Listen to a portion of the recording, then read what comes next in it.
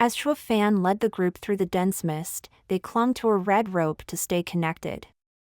Steward Sun kept a tight hold on Shuo Fan, determined not to let the boy escape. But in the heart of the misty forest, Shuo Fan suddenly stopped, his voice dripping with malice as he told Steward Sun they would part ways. A slap revealed the truth: Shuo Fan had tricked him, leaving behind only a log.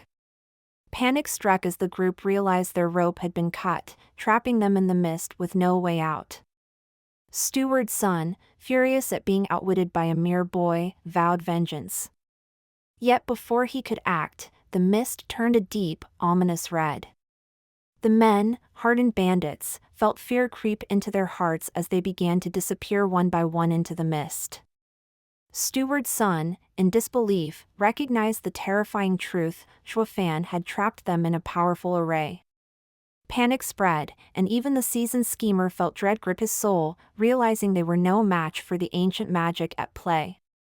Shuo Fan, now revealed to be far more than he appeared, stood coldly at the array's center. With a single command, he ordered the destruction of the trapped men.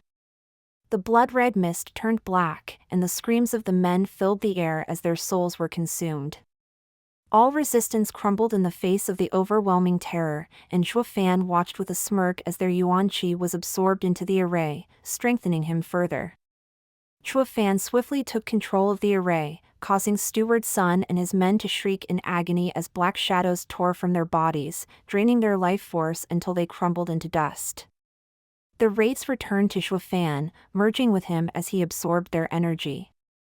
His cultivation surged, breaking through multiple layers of foundation establishment until he reached the pinnacle, all while his body darkened from the intense flow of demonic yuan qi.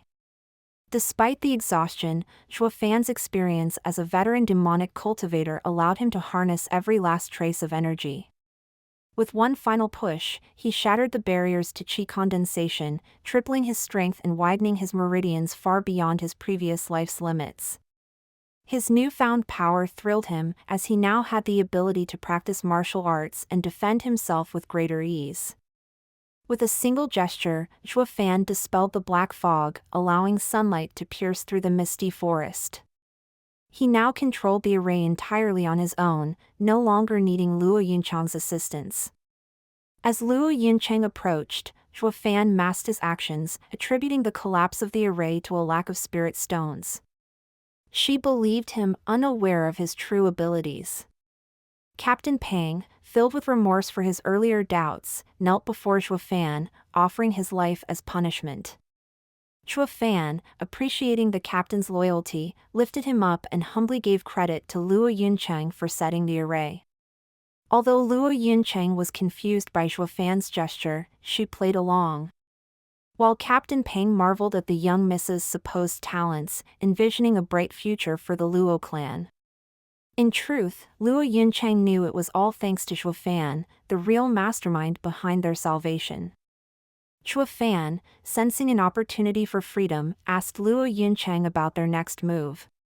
Before she could answer, Captain Pang revealed they were headed to Kai Manor, where Luo Yunchang had a marriage agreement. Kai clan, the strongest in Windgaze City, offered a safe refuge. Shuo Fan, reflecting on the memories of his body's former owner, agreed to the plan, his gaze lingering on Blackwind Mountain as he vowed to return.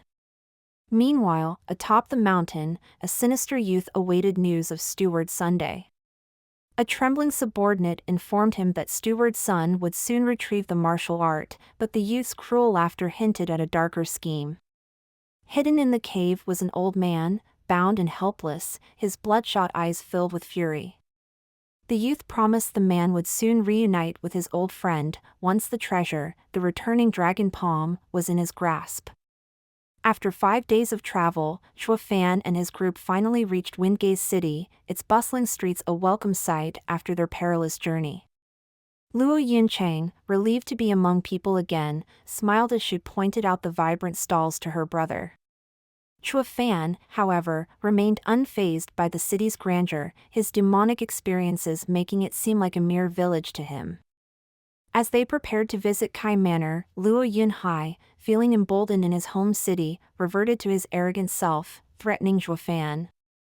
But before he could finish, Zhuo Fan swiftly kicked him to the ground. Despite Luo Yunqiang's protests, Zhuo Fan warned her that if her brother continued his bratty behavior, he would not hesitate to leave them. Captain Pang, witnessing the scene in disbelief, advised Zhuo Fan to show more respect, especially considering Luo Yunqiang's engagement to Kai Clan's young master. But Zhuo Fan laughed, his indifference clear. To him, no one was truly his master, his actions were solely driven by the need to rid himself of the heart demon. Zhuo Fan, feeling restless, decided to explore the bustling market of Windgaze City, dragging along a reluctant Captain Pang. The market was filled with rogue cultivators trading rare items, but despite scouring the stalls, nothing caught Zhuo Fan's discerning eye. Just as they were about to leave, a commotion caught his attention. A girl, smiling calmly, was arguing with a stall owner over a piece of black jade. Intrigued, Zhuo Fan pushed through the crowd and saw the girl, dressed in white, maintaining a serene composure even as she was accused of ignorance. She firmly declared the jade to be fake, though she couldn't explain why. The stall owner, growing frustrated but unable to lash out due to her disarming smile, dismissed her claims. Zhuo Fan stepped in, agreeing with the girl and offering to prove her right. He swiftly gathered common ingredients from the crowd, mixed them, and submerged the black jade. The water bubbled and turned red, revealing the jade to be an imitation. The crowd watched in amazement as Zhuo Fan handed the exposed fake back to the shocked stall owner. The girl, wide-eyed, thanked Zhuo Fan for confirming her suspicions but declined to buy the jade, explaining that her goal was only to reveal its true worth.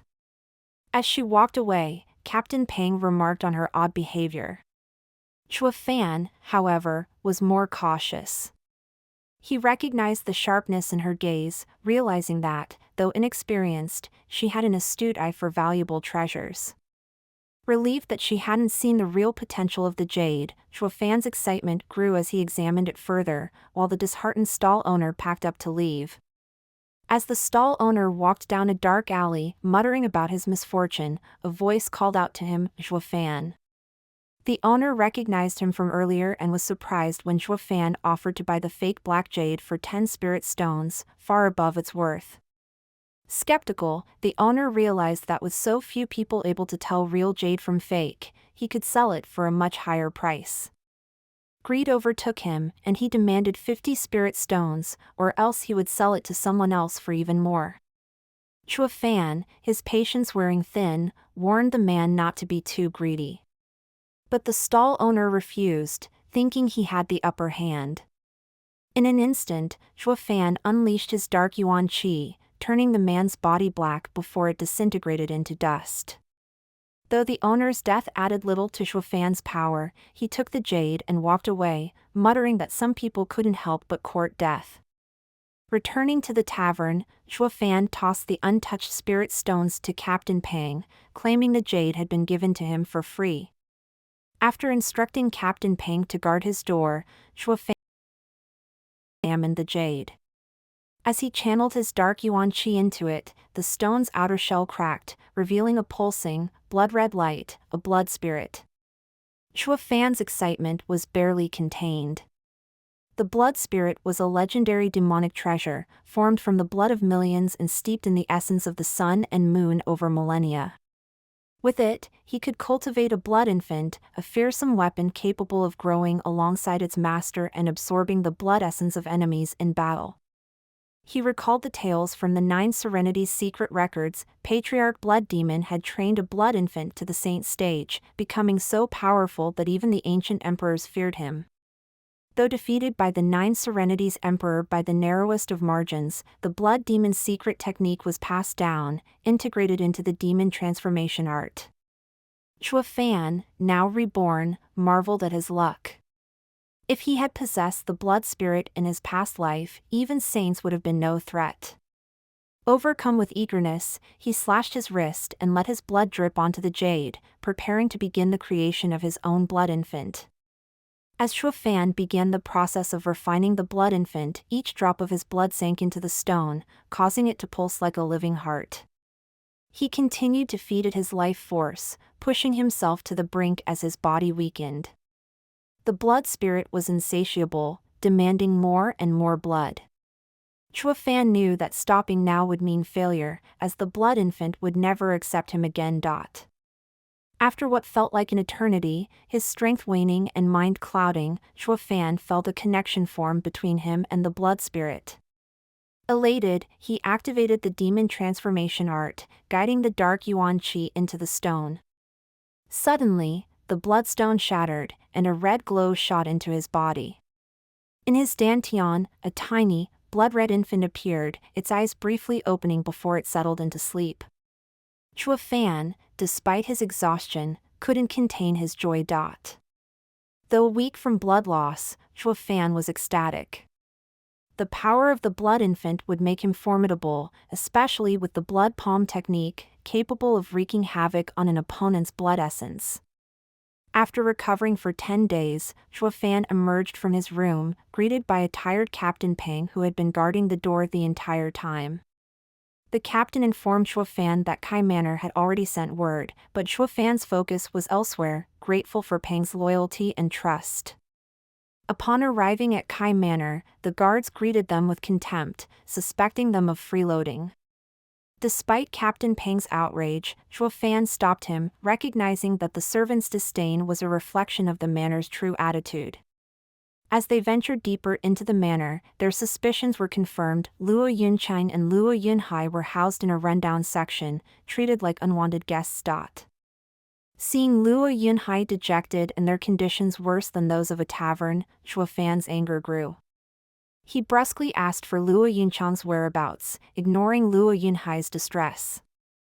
The boy revealed that his sister had gone to seek help from the Kai clan's young master to rebuild the Cloud Manor.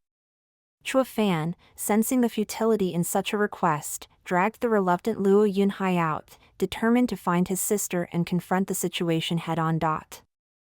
As they set out, Captain Peng could only follow in silence, unnerved by Chua Fan's domineering presence.